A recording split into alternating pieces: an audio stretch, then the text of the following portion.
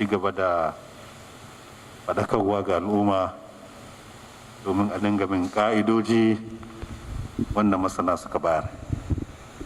Babu shakka muna samun nasara ga wannan yaƙi domin yawan wanda ke samu suna da wannan ciwo in an kwatanta shi ga yawan al'umma da ake gwadawa za mu ga lambar ba ta da yawa, kuma a wani lokaci ma kamar a ƙasar nan duka mu ne a gaba wajen ba da sample saboda haka lallai mu ci gaba da jajircewa har Allah ya kawo mana sauƙin wannan ciwo.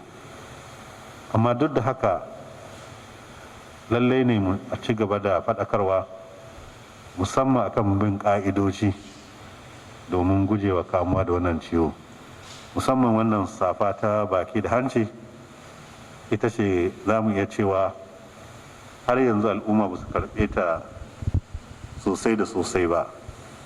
To za mu yi mitin da jami'an tsaro da sauran masu faɗa aji akan wannan al'amari domin mu tabbata cewa mun shawo kan wannan al'amari. To jama'a assalamu alaikum, mun gode.